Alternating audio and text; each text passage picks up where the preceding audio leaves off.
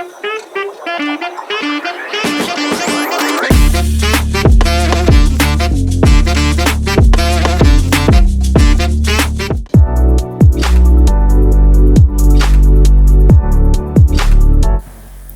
Marketing में career कैसे शुरुआत करें। देखो, मेरे पास में काफी सारे स्टूडेंट्स आते हैं, मेरे जो लोकल शहर के वो भी आते हैं, बाहर से भी आते हैं, और काफी ऐसे भी होते हैं जो ऑलरेडी डिजिटल मार्केटिंग कोर्स किए हुए होते हैं बट फिर से डिजिटल मार्केटिंग कोर्स करने मेरे यहाँ पे आते हैं।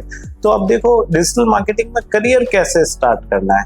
तो अगर आपने डिजिटल मार्केटिंग कोर्स चाहे सीखा है चाहे अभी तक नहीं सीखा है, दोनों ही केसेस में आपके लिए ये वीडियो बेनिफिशियल रहने वाला है, क्योंकि इसके अंदर अपन प्रोज एंड कॉन्स सभी चीजें डिस्कस करेंगे कि स्टूडेंट की कहाँ पे गलती रह जाती है, कहाँ पे स्टूडेंट जो एक्टिव होते हैं वो फायदा उठा लेते हैं, तो कैसे आपको डिजिटल मार्केटिंग में करियर बनाना है। सबसे पहले देखो, आपको अपना जो रिज्यूमे है, जो आपका पोर्टफोलियो है, वो आपको बिल्ड करना है।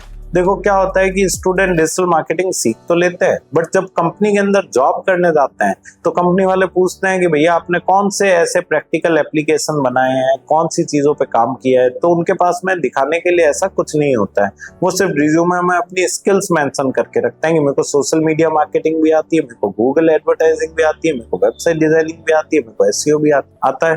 पर कंपनी कैसे मानेगी ये आपकी बात? वो हैंड्स प्रूफ कैसे होएगा कि आपको आता है, क्योंकि आपने अभी तक क्या है ना कि कोई प्रोजेक्ट्स नहीं किए हैं।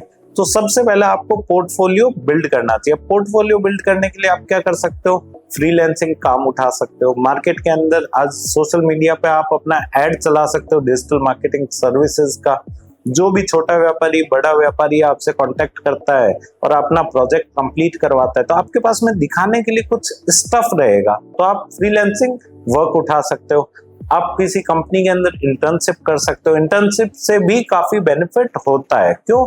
क्योंकि सामने वाला आपको इंटर्नशिप सर्टिफिकेट दे रहा है, आपको चीजें सीखने को मिलती है, आपके पास में लाइव प्रोजेक्ट्स रहते हैं, तो आप वो प्रोजेक्ट्स दिखा सकते हो किसी भी कंपनी में कि ये प्रोजेक्ट पे मैंने काम किया और ये देखो ऐसा मैंने बनाया। इसके अलावा आप रियल टाइम प्रोजेक्ट्स कर सकते हो।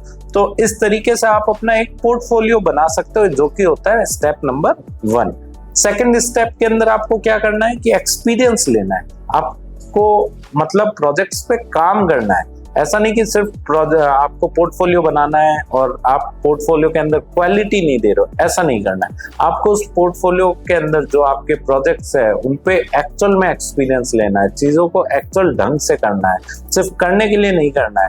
आपको उसके ऊपर प्रैक्टिकली काम करना है, आपको चीजें सीखनी है। अगर काफी बार ऐसा होता है कि स्टूडेंट कोई वेबसाइट बना रहा है, उसमें काफी दिक्कतें आती है, तो वो क्या है कि उस प्रोजेक्ट को छोड़ देता है। नहीं, ऐसा नहीं करना, आपको उन दिक्कतों से लड़ना है। उससे क्या है कि आपको और कुछ सीखने को मिलेगा।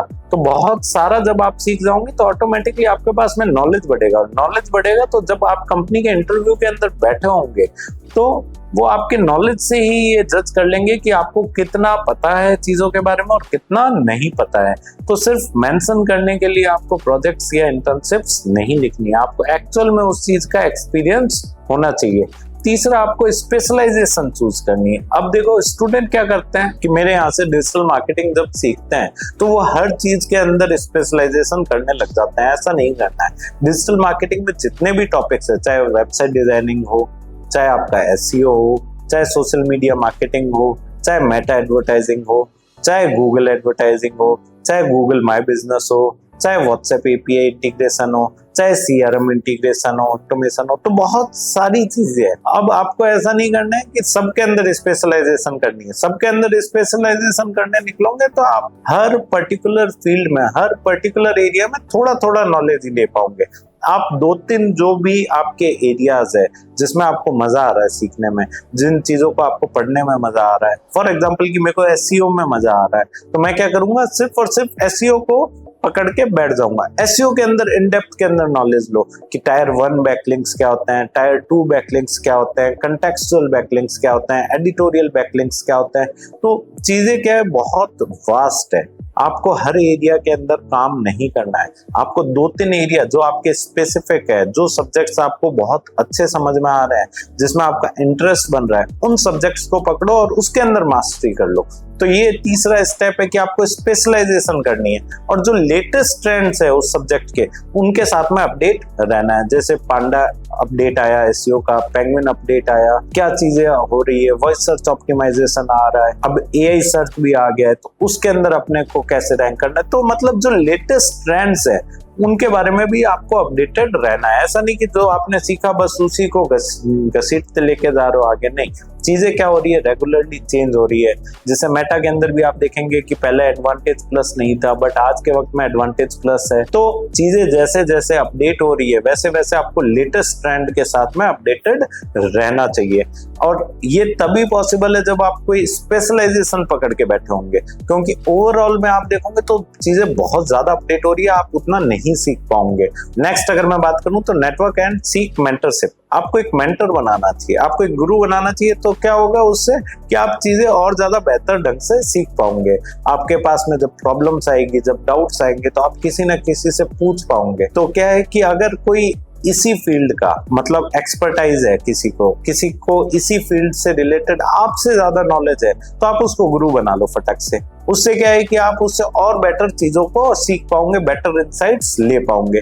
तो इससे क्या है कि आपका डिजिटल मार्केटिंग में करियर स्टार्ट हो जाता है। जब आपके पास में नॉलेज रहेगा तो देखो कोई भी कंपनी का गेट आपको नहीं खड़खड़ाना पड़ेगा, कंपनी वाले खुद आपको ढूंढ लेंगे। क्योंकि देखो क्या होता है कि लोग अपने आसपास में घूम रहे होते हैं और उनको रिक्वायरमेंट होती है, व्यापारियों को भी, बट वो जब देखते हैं कि आपके अंदर पर्टिकुलर वो स्किल सेट है जो उनके व्यापार के लिए बेनिफिशियल है, वो ऑटोमेटिकली आपको क्या करेंगे, कांटेक्ट कर लेंगे या ऑटोमेटिकली आपको ढूंढ लेंगे।